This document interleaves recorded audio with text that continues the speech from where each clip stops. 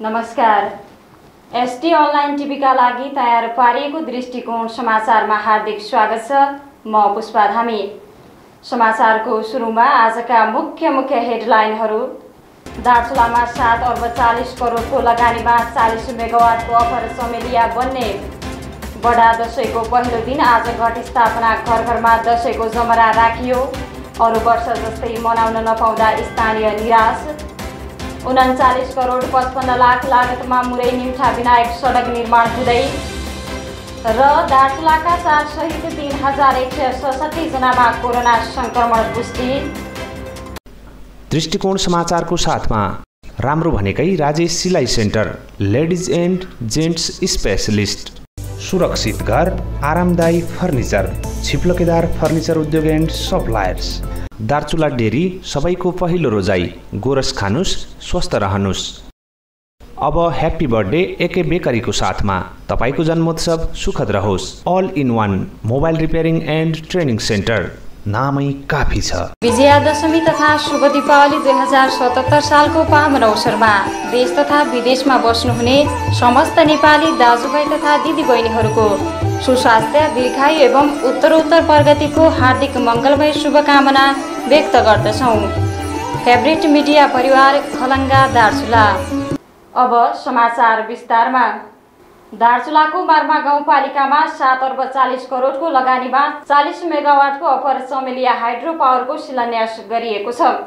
मार्मा गाउँपालिका 2 मा निर्माण हुने सो आयोजनाको गाउँपालिका अध्यक्ष जमल सिंह धामी र इन्द्रमणि तिरितालले शनिबार संयुक्त रूपमा शिलान्यास गरेका छन्। उक्त आयोजना निजी क्षेत्रबाट निर्माण हुन लागेको सुदूरपश्चिमकै ठूलो आयोजना हो। 20 महिनाभित्र निर्माण सक्ने लक्ष्य सहित आयोजनाको शिलान्यास गरिएको कम्पनीका सञ्चालक तिरितालले बताउनुभयो। चन्द्र बसन्त जेबी गल्लेक निर्माण सेवाले उक्त हाइड्रो पावरको जिम्मा पाएको मार्मा गाउँपालिका वडा नम्बर 5 का अध्यक्ष सुरेन्द्र सिंह महताले जानकारी दिनुभएको छ। यो जलविद्युत निर्माण 6 बैंक तथा वित्तीय संस्थाले 5 अर्ब 18 करोड रुपैयाँ लगानी गर्ने भएका छन्। अपी पावर कम्पनीले दार्चुलामा निर्माण गर्न लागेको जलविद्युत यो तेस्रो हो। 205 मिटर हेड उचाइ रहेको आयोजनाका लागि 3.2 मिटर व्यास डायमिटरको करिब 6 किलोमिटर पाइपलाइन निर्माण हुनेछ। नवरात्रिको पहिलो दिन आज घट स्थापनाको अवसरमा नेपालीहरूको घरमा दशैंको जमरा राखिएको छ। दशैंको पहिलो दिन घट स्थापनाका अवसरमा हरेक नेपालीहरूको घरमा जमरा राख्ने गरिन्छ। कोभिडका कारण यो वर्ष अरू वर्षहरूको जसरी मनाउन नसकिए पनि घरमै जमरा हाली आफन्तसँगै दशैं मनाउने तयारी रहेको स्थानीय कमल सिलालले बताउनुभयो। र यसपालि चाहिँ यो कोरोनाको लाग्दा सबै जनताहरूलाई, पब्लिकहरूलाई धेरै अप्ठ्यारो पारेको छ। न यसको इलाज भएको छ, न दबाई बनिएको छ, न के बनिएको छ। धेरै आपतकालीन जोखिम बढ्दै गइरहेछ। तब त्यही भएर आज घट स्थापनाको दिनमा अलि हामीहरूलाई पनि यताउता जान पनि गाह्रो हुन्छ, कसैलाई बोलाउनु गाह्रो छ। आफैले घरभित्र बसेर परिवारसँग बसेर राम्रो तरिकाले टिकाटाका लगाएर ज्यादा भिडभाड नगरेर आफ्नो सचेत रहेर आफ्नो नियम पालना गरेर हामीले बस्नुपर्नेछ। र बाहिर जाँदाखेरि मास्क लगाउने, सेनिटाइजर मतलब हात धुने, भिडभाड नगर्ने, 2 मिटर टाढा कुराकानी गर्ने, मास्कको चाहिँ बाहिर निस्कन साथ मास्क लगाउनु जरुरी छ। र यो दसैँको उसमा चाहिँ हामीले कसै पाहुनालाई बोलाउनु पनि होइन, हामीले जान पनि छैन। र हामीले धेरै जटिल हुनको खातिर हामीले यसमा अलि कोरोनाको लागि हामीले लड्नुपर्ने छ। यसलाई जसरी भए पनि विजय हाम्रो नवदुर्गा भवानीले यसलाई चाहिँ सघा पारोस्।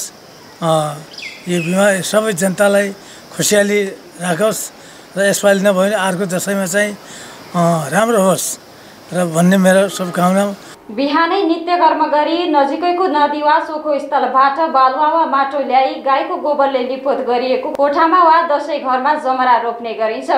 घट स्थापना गर्दा पूजा कोठा वा दशैं घरमा विधिपूर्वक दियो कलश र गणेश स्थापना गरी बौद्धिक विधिपूर्वक शान्तिकी अधिराष्ट्रिय दुर्गाको आह्वान गरी पूजा आरम्भ हुन्छ। नवरात्रभर दुर्गाका 3 रूप महाकाली, लक्ष्मी र महासरस्वतीको विधिपूर्वक पूजा आराधना गरिन्छ। यो वर्ष अरू वर्ष जस्तै धुमधामका साथ मनाउन नसकिए पनि स्वास्थ्यका मापदण्ड अपनाएर दशैं मनाउने तयारी गरिरहेको महाकाली नगरपालिका वडा नम्बर 4 का अर्का स्थानीय दिवान सुनामले बताउनुभयो। योभन्दा पहिलाका सालहरूमा चाहिँ दशैं मनाउँदाखेरि यस्तो किसिमको कोरोना महामारी चाहिँ थिएन। त्यसैले चाहिँ हामी सम्पूर्ण समुदायका मान्छेहरू चाहिँ आपसमा रमाइलो गरेर चाहिँ दशैं चाडपर्व चाहिँ मनाउँथ्यौँ। तर चाहिँ यसपालि चाहिँ कोरोना महामारीले गर्दाखेरि चाहिँ साह्रै विश्वव्यापी नै भयावह रूप धारण गरेको हुनाले म सम्पूर्ण जनसमुदायमा सम्पूर्ण हाम्रो जिल्लाका वासीहरूमा र सम्पूर्ण हाम्रो देश नेपालका सम्पूर्ण दाजुभाइ दिदीबहिनीहरूमा चाहिँ म के अनुरोध गर्न चाहन्छु भनेपछि हामीले चाहिँ एक आपसमा खुसियाली साँठसाँठ गरेर एक अर्काको घरमा गएर चाहिँ दशैं मनाउने नगरौँ र हामीले चाहिँ आफ्नै घरमा चाहिँ सुरक्षित हिसाबले चाहिँ आफ्नै घरमा चाहिँ आफ्नै नानी बाबुहरूलाई चाहिँ स्वास्थ्यका मापदण्डहरू चाहिँ अपनाएर मास्कको चाहिँ प्रयोग गरेर हात चाहिँ साबुन पानीले चाहिँ धोएर त्यसपछि चाहिँ सेनिटाइजरको प्रयोग गरेर र दूरी लगभग 3 मिटरको दूरी कायम गरेर चाहिँ आफ्नै घरका मानिसहरूलाई चाहिँ टिको टालो लगाएर चाहिँ घरमै बसेर चाहिँ दशैं चाहिँ मनाउने चाहिँ हामीले चाहिँ योजना बनाएका छौँ।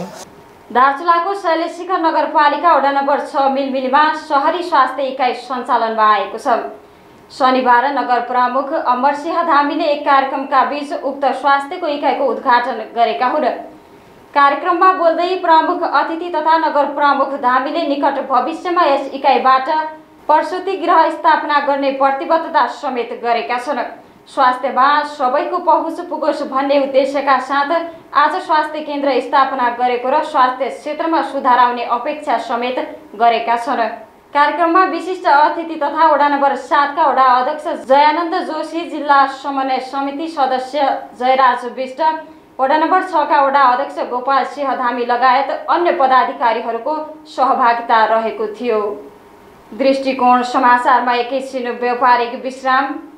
मनले रोजे जस्तो, फैसनले खोजे जस्तो हिपहप, फिटिङ, जिउडा सुहाउँदो विभिन्न डिजाइन र फैसनमा लुगा कपडा सिलाउने ठाउँको खोजीमा हुनुहुन्छ? आउनुहोस्, अब राजेश सिलाइ सेन्टरमा जाउँ। छानी छानी मन परेको लुगा सिलाउँ। थान कपडा, रेडिमेड कपडा, बालकदेखि बुढासम्मका लागि आवश्यक सम्पूर्ण लुगा कपडा तथा विभिन्न विद्यालयका ड्रेस पनि सिलाइन्छन्। महाकाली नगरपालिका वडा नम्बर 4 माथिल्लो बजार, प्रेमसिंह धामीको शालिक नजिक। Proprietor Rajesh and Ajay Nepali. सम्पर्क फोन नम्बर 093 420 220। मोबाइल 9848734245। राम्रो भनेकै राजेश सिलाइ centre, ladies and gents specialist. अब ह्याप्पी बर्थडे एके बेकरीको साथमा। हाम्रो यहाँ birthday cake, pizza, burger, sandwich, cream roll, cream बन्दा, donut, samosa, fan, pastry, patties, lassi, cold drink, gift तथा बर्थडे सामानहरू सुपथ मूल्यमा उपलब्ध छन्। साथै बर्थडे पार्टी प्यालेसको पनि व्यवस्था छ। सम्पर्क phone 093 420 418। Mobile 98 69 10 24 24 98 40 62 42 81। Proprietor Amar and Karan Bam brothers. AK bakery, Mahakali नगरपालिका 4 घाट बजार दार्चुला। हाम्रो चाहना तपाईको जन्मोत्सव सुखद रहोस्। सबैभन्दा बढी खुसी मोबाइल किन्दा, सबैभन्दा बढी दुखी मोबाइल बिग्रिँदा, होइन त? हो, तपाईँ हाम्रो सुख र दुःख अल इन वान मोबाइल सेन्टरसँग जोडिएको छ।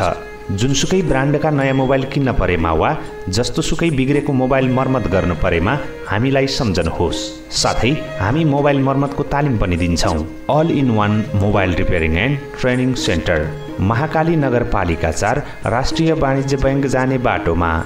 प्रोप्राइटर राकेश सिंह धामी। सम्पर्क phone 093 420 516। Mobile 98 65 77 11 46। All in one mobile centre, नामै काफी छ। सुरक्षित घर, आरामदायी फर्निचर, छिप्लकेदार फर्निचर उद्योग एन्ड सप्लायर्स। हामी कहाँ घरका लागि चाहिने सम्पूर्ण काठ, घर, भान्सा, अफिसका लागि चाहिने सम्पूर्ण फर्निचरहरू, विभिन्न बिउ बिजन तथा दैनिक उपभोग्य सामानहरू उपलब्ध छन्। अर्डर अनुसारका जुनसुकै सामान चाहिएमा हामीलाई सम्झिनुहोला। छिप्लकेदार फर्निचर उद्योग एन्ड सप्लायर्स, महाकाली नगरपालिका 4 खलङ्गा दार्चुला। सम्पर्क phone 093 420 368, mobile 9847 55 44 97। Proprietor Ramji Prasad Joshi. सबैको पहिलो रोजाई दार्चुला डेरी। गोरस खानुस्, स्वस्थ रहनुस्। हाम्रो यहाँ शुद्ध अनि ताजा दुध, दही, मही, घिउ तथा दुधबाट बनेका विभिन्न परिकारहरू उपलब्ध छन्। प्रोप्राइटर प्रकाश सामन्त, महाकाली नगरपालिका वडा नम्बर 4 तिङ्करखेडा दार्चुला। सम्पर्क मोबाइल 97 49 52 33 48। दार्चुला डेरी। विश्रामपछि समाचारमा पुनः स्वागत छ। अब बाँकी समाचार। मार्मा गाउँपालिका दार्चुलामा 39 करोड 55 लाख लागतमा तपोवन मुरै निम्ठा विनायक सडक निर्माण हुने भएको छ। शनिबार एक कार्यक्रमको आयोजना गरी तपोवन मुरै निम्ठा विनायक सडकको उद्घाटन गरिएको छ। मार्मा क्षेत्रका नागरिकलाई यातायातको पहुँचमा पुगाउने उद्देश्यका साथ आज जिल्ला समन्वय समितिका उपप्रमुख कृष्ण सिंह धामी, मार्मा गाउँपालिकाका अध्यक्ष जमन सिंह धामीले संयुक्त रूपमा उद्घाटन गरेका हुन्। सडक कुल 28 किलोमिटर रहने र उक्त सडकमा संघीय सरकार र प्रदेश सरकारको पहलमा निर्माण गरिन लागेको मार्मा गाउँपालिका वडा नम्बर 5 का वडा अध्यक्ष सुरेन्द्र सिंह महताले जानकारी दिनुभएको छ। मार्मा गाउँपालिकाबाट नौगाट गाउँपालिका जोड्ने मुख्य सडकको आयोजनाको संघीय सरकार, प्रदेश सरकार र गाउँपालिकाको सहयोगमा कुल 39 करोड 55 लाख रुपैयाँ लागत लाग्ने भएको छ। तपोवन मुरै निम्ठा विनायक सडक छिट्टै निर्माण गरी सुचारू भएमा मार्मा क्षेत्रको विकास र समृद्धिमा विकासको फड्को मार्ने निश्चित रहेको गाउँपालिकाका अध्यक्ष जमन सिंह धामीले बताउनुभयो। समिट एयरले बैतडीको पाटन विमानस्थलमा हप्ताको 2 दिन उडान भर्ने भएको छ। यस अगाडि हप्ताको 1 दिन मंगलबार मात्रै उडान भर्ने भनिएकोमा अब हप्ताको 2 दिन उडान भर्ने भएको हो। समिट एयरले थप 1 दिन शुक्रबार पनि उडान भर्ने निर्णय गरेको समिट एयरका बैतडीका सम्पर्क व्यक्ति कृष्ण दत्त भट्टले जानकारी दिनुभयो। अब प्रत्येक हप्ताको मंगलबार र शुक्रबार बिहान 8:30 बजे बैतडीको लागि धनगढीबाट विमान उड्ने उहाँले बताउनुभयो। यस्तै धनगढी बैतडीको भाडा 3800 तोकिएकोमा 50 रुपैयाँ वृद्धि भएको छ। विमानमा यात्रा गर्नेहरूलाई कोरोना भाइरसबाट बच्ने आवश्यक स्वास्थ्य सामग्री थप गर्ने भन्दै 50 रुपैयाँ वृद्धि गरिएको समिट एयरले जनाएको छ। नेपालमा पछिल्लो 24 घण्टामा दार्चुलाका 4 जना सहित 3167 जनामा कोरोना भाइरसको संक्रमण पुष्टि भएको छ। यो सँगै कोरोना संक्रमितको संख्या 1,29,304 पुगेको छ। मन्त्रालयका अनुसार नेपालमा हालसम्म सक्रिय कोरोना संक्रमितको संख्या 38,737 रहेको छ। पछिल्लो 24 घण्टामा 1,800 जना कोरोना संक्रमण मुक्त भएका छन्। यो सँगै नेपालमा कोरोना संक्रमण भएर निको हुनेको संख्या हालसम्म 89,840 पुगेको छ। पछिल्लो 24 घण्टामा 12 जनाको कोरोना भाइरसको संक्रमणका कारण मृत्यु भएको स्वास्थ्य तथा जनसङ्ख्या मन्त्रालयले पुष्टि गरेको छ। यो सँगै नेपालमा कोरोनाले ज्यान गुमाउनेको संख्या 727 पुगेको स्वास्थ्य तथा जनसङ्ख्या मन्त्रालयका प्रवक्ता डाक्टर जागेश्वर गौतमले जानकारी दिनुभयो। दृष्टिकोण समाचारको अन्तमा यस प्रसारणका मुख्य हेडलाइन पुनः एकपटक। दार्चुलामा 7 अर्ब 40 करोडको लगानीमा 40 मेगावाटको अफर चमेलिया बन्ने। बडा दशैंको पहिलो दिन आज घट स्थापना, घर घरमा दशैंको जमरा राखियो। अरू वर्ष जस्तै मनाउन नपाउँदा स्थानीय निराश। 39 करोड 55 लाख लागतमा मुरै निम्ठा विनायक सडक निर्माण हुँदै र दार्चुलाका 4 सहित 3167 जनामा कोरोना संक्रमण पुष्टि।